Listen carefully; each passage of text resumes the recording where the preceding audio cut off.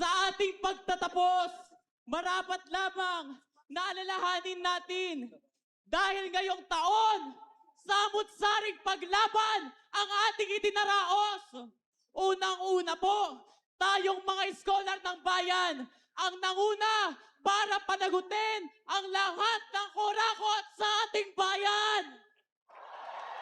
Pangalawa, ipinaglaban din natin ang mas mataas na pondo para sa ating edukasyon.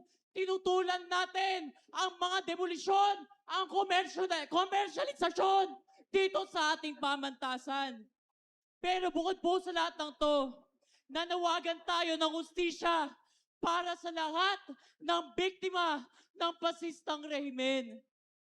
Dahil sa mapangas nating pakikibaka, marami po tayong napagtagumpayan. May mga nakasuhan na, may mga nakulong, may mga nagtatago. Pinoprotektahan pa ng Senado.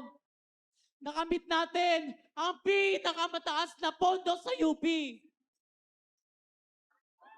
In-expose din natin ang mga brutal na pagpatay sa mga kapwa nating scholar ng bayan. Ngunit hindi pa ito sapat. We started the fight and there is no turning back. Ilalaban pa nating umusad ang impeachment trial hanggang tuluyang makonvict ang reyna ng korupsyon. Tama ba? At kung inaakala ni Marcos Jr. na ligtas na siya sa paniningil ng taong bayan, pues nagkakamali ka! Kay Marcos, kay Duterte, pareho kayong isinusuka ng mga scholar ng bayan.